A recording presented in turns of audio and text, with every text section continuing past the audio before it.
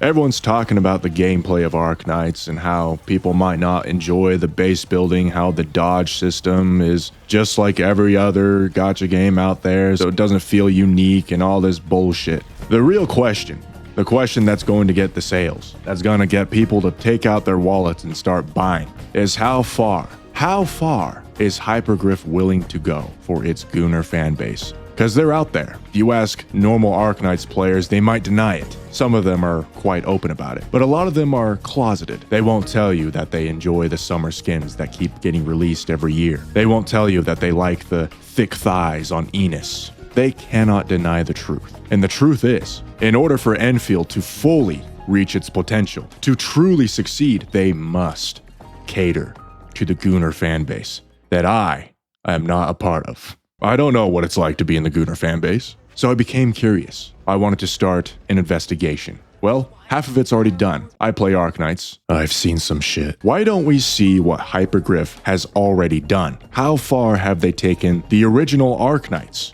Let's take a look at a couple, maybe more than a couple, of Arknight's most erotic character designs and see what you think. The Shining swimsuit is one of the most infamous skins in the entire game. This skin came out years ago. It was very early when they released this skin. The thing was, it was one of those skins when it released, nobody realized who the character was. We had to take a second look. Like, wait a minute. Shining's tits were that big? This was one of the first major signs that Hypergriff was serious. Take a look at the original character art. Seriously, take a look. Fully clothed, looks like she doesn't even want to be alive or want to be there at all. This is not a character that you imagine that the first skin that she gets is a swimsuit that shows off more curves than the zeros in my bank account. She's not the only one that went through this. We also have Neural swimsuit, Mudrock, which is a special case. Actually, let's talk about Mudrock really quick. Mudrock was formally introduced as a villain in an event, Volume Monday something, whatever. And you couldn't tell who was inside this massive suit. All you know was that this character was badass and very strong. Turns out, this character gets released, and the E2 art revealed that the character was this well-endowed woman wearing gym clothes and sweating. This was one of the greatest reveals in Arknight's history, but it didn't stop there for Mudrock. They knew what they were doing. They knew this character was going to sell. So what do? The very next thing they do with her is introduce a summer skin. After that, they do a dress. Quite classy. And let's not get hung up on Mudrock. There's Platinum in her belly. There's Kalset in her back. There's Scotty and her thighs. There's Nyan and her chicken legs. There's Utage and her giant tits. There's Bagpipe, Sidoroka, Eunectus, Surtur, Whispering, La Pluma, Harmony, Typhon, Eblana, Lemwin. I could keep going on and on. Confess 47. Oh yeah. There is absolutely no shortage of what piques a man's interest in this game. Now, does it go to the extent of other games? No. Not even close, actually. But some skins are like, okay, they're almost there. Now let's go look at Endfield and see if they continue the trend. Check out Perlica's back and armpit combo. Arclight's torso. Aviwena's, how do you say her name? Aviwena? Aviwena's everything. Levitine's everything. Jesus. Snowshine's whatever this outfit is. Who wears snow coat sleeves and exposes the rest of their torso like this?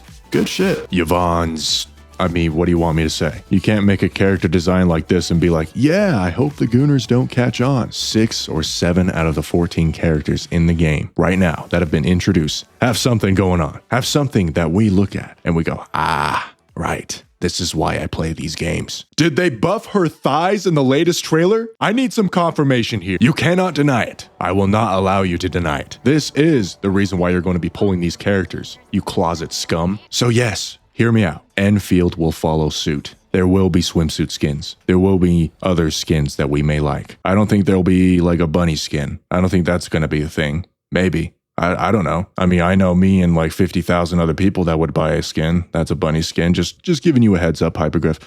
Anyways, again, I don't think anything is going to be at the caliber of Snowbreak or Girls Frontline 2. You see, the premise of the Arknight's Endfield story is pretty serious. To me, it feels like Endmin is more of a friendly boss that everyone respects rather than that main protagonist that everyone loves. You know what I mean? Like they just like fall in love with at first sight. Like, yeah, Arknight's doctor kind of had that vibe. His was more serious too, but he got that Sigma Riz, with Priestess, Teresa, Calcit, Amiya, Scotty, Angelina, all these characters, right?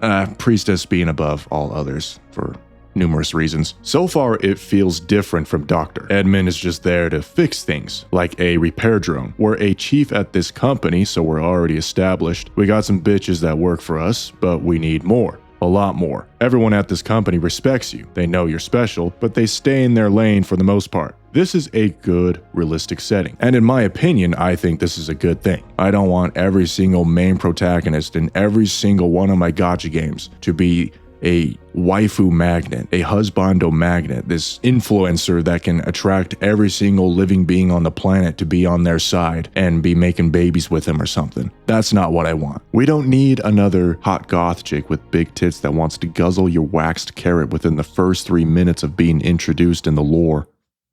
Okay, that was a bad example. Everyone would want that.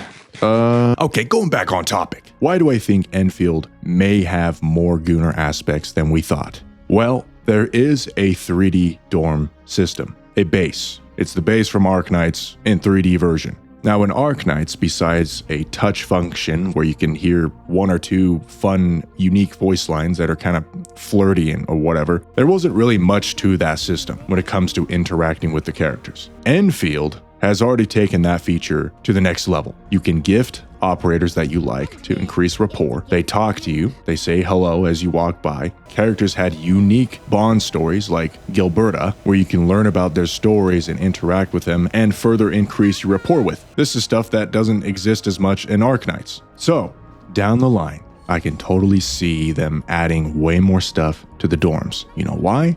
Because it sells. Maybe you can interact with max bonded characters more intimately, let's say. It'll never be to the extent of other flagship 3D Gunnar games. You know what I'm talking about, right?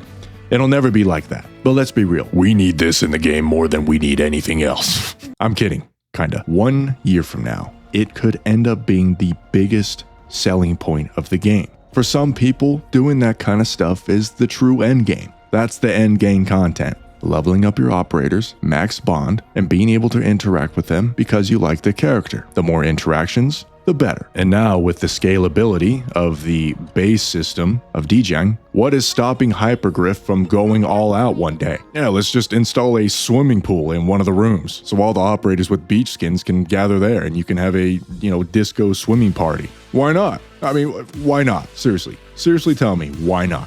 Why would that not sell? So to reiterate, after this ridiculous amount of time I've talked about nothing, here's what I need you to take home. Endfield will not be a Gunnar game. I don't think you'll be able to classify it as a Gunnar game, but you'd be daft. You'd be dumb to think that they're not going to do at least a little bit to increase their sales. They're going to exploit us a little bit, but in a good way, hopefully.